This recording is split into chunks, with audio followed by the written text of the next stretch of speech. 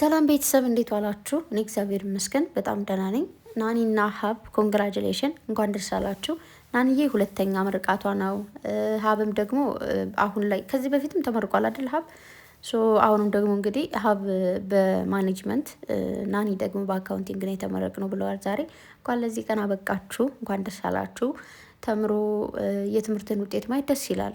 ያው እውነት ለመናገር ብዙ ሰው ተስፋ ያስቆርጣችኋል እንደዚህ ስትመረቁ ምናምን። መመረቅማ እኛ ተመርቀናል እኮ መመረቅማ ምን ትርጉም አለው ምናምን ይላችኋል ምናምን። ነገር ግን የተማረና የበላው ወድቆ አይወድቅም ይባላል። አንድ ቀን ይጠቅማል፣ የሆነ ጊዜ ይጠቅማል ብዬ አስባለሁ። እና ብቻ የሆነ እግዚአብሔር አንድ ቀን ሀገራችንም ሰላም አድርጎልን ሁላችንም ደግሞ በተማርነበት ደግሞ ምንሰራበት ጊዜ ሊኖር ይችላል። አንዳንድ የምትለፉበት ልፋት ሁሉ የሆነ ጊዜ ቦታውን ያገኛል፣ የሆነ ታይም ላይ ማለት ነው። እና ያው ናንዬ በነርስም ተመርቃለች እንደምታውቁት። ስለዚህ የለፋችሁበትን የድካማችሁን ውጤት እንድበሉ እግዚአብሔር ፍቀድላችሁ ማለት ፈልጋለሁ። ምንም ምንድን ነው ይህ አንዳንዴ በፍጥነት የሚሆን ነገር አይኖርም። ቶሎ አንዳንድ ሰዎች እንደ ድሉ ነው ቶሎ እንደተመረቁ ሊያገኙ ይችላሉ። እንደተመረቁ ተውትና እዛው ከተማሩበት ትምህርት ቤት እንኳን እድሉን አግኝተው የሚቆዩ ሰዎች አሉ። እንደ ድሉ ነው ማለት ነው።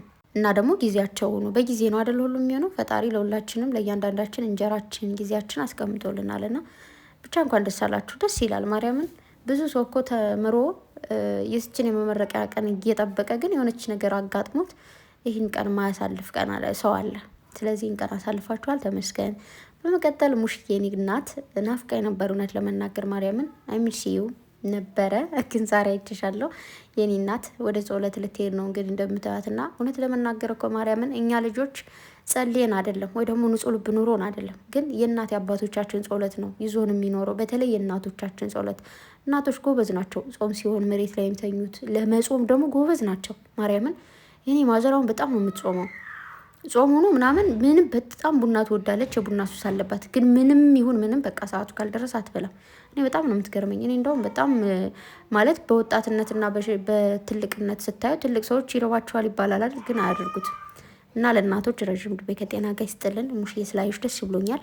ጸሎትሽን እግዚአብሔር ይስማ፣ ልጆችሽን ይጠብቅልሽ። ልጆችሽን ለማዕረግ ለቁም ነገር ከዚህ በላይ አብቅቶልሽ እንድትደሰች እግዚአብሔር ይፍቀድልሽ። ያው እንግዲህ መለኛው አቁም ነገር ሰርቷል። በቃ ተዳረ፣ ሰርግን አሳያት፣ ወለደ፣ ምንድነው አስወለደ፣ የልጅ ልጅን አሳያት፣ ደስ አስባላት ምናምን። ታውቃላችሁ የልጅ ልጅ ማለት ለአያቶች ትልቅ ነገር ነው። ማርያምን ከልጅ በላይ የልጅ ልጆችን በጣም ይወዳሉ ምናምን፣ ፍቅር አለባቸው። እና እሱን አሳይታታል።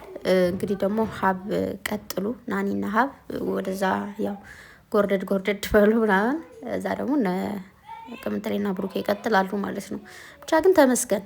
ዋናው ማየቱ ነው አይደለ? ትጓጓላችሁ የሆነ አሁን አንዲት እህቴ ማለት ነው የልጅ ልጅ አየች። አንዷ እህቴ ገና ልጅቷ በቃ ጮጭ ሆና ተዳረች ማለት ነው። የእህታችን ልጅ የመጀመሪያዋና ከዛ በቀደም ዕለት እኮ ነው ወለደች። የሲስተር ልጅ እኮ ወለደች ነው ሲባል እንዴ የሆነ ደነገጥኩ። ከዛ ደግሞ ደስ አለኝ። የደነገጥኩት ምንድነው ልጅቱ ትንሽ ልጅ ነች እና ለምንድን ነው እንደዛ የሆነው ብዬ አሰብኩ። መውለድ አልነበረባትም አሁን ብዬ ማለት ነው። ከዛ የሆነ ፓርት ደግሞ ደስ ያለ ምንድን ነው እህቴ የልጅ ልጅ አየች። የምሬ ነው ማርያምን፣ እሱ ነገር ደስ አለኝና ኮንግራ እያልኳት ነበረ እህቴን ማለት ነው። የልጅ ልጅ አየች። ገብቷቸዋል። ልጅ ከማየት አልፎ የልጅ ልጅ ማየት ትልቅ ነገር ነው። እና የመጀመሪያ እህታችን ናት። የመጀመሪያ ልጇ የልጅ ልጅ አሳየቻት። ደስ ይላል ብቻ ግን ማርያምን። ከዛ እናት አባቶች ደግሞ የልጅ ልጅ አዩ ማለት ነው። በቃ ምንድን ነው ወግ ማዕረግ አሳየቻቸው ነው የሚባለው። እግዚአብሔርን ድሮ ልጅ ሆኜ የእንትና የልጅ ልጅ ምናምን ሲባል በስመ አብ ሰው የእድሜው ትልቅ ነው ደግሞ እንዴት ነው እንደዚህ ሊሆን ይቻላል ምናምን ብላችሁ ታስባላችሁ። እና አሁን ግን ሲደርስ ሳይ ይገርመኛል። ሰው ሁሉ አሁን አንዳንድ ሰው ካለ መውለድ ይቆያል በጣም፣ አንዳንዱ ደግሞ ፈጥኖ ወልዶ የልጅ ልጅ ቶሎ ያሳያችኋል። እሱ ልላችሁ ፈልጌ ነው። እና ሙሽ የኔ እናት እንዲህ እስኪ ስታምር ደርባባ ዝም ብላ ወርቅ እኮ ናት ማርያምን። እና ደግሞ እኔ የሚገርመኝ ማለት ነው ናኒ ዝም ብላችሁ ስታያት ናኒና ሀብን ስታያቸው የሆነ እህትና ወንድም አይመስላችሁም? ከዛ አሙሼ ጋር ደግሞ ስታያት የሆነ በቃ ድርብ ማለታቸው ምናምን ልጅና እናት ነው የሚመስሉት ማርያምን። ወይኔ ጉዴ። ብቻ ግን ይመቻቸው። ኮንግራ ለማለት ነው የመጣሁት። እንኳን ደስ አላችሁ።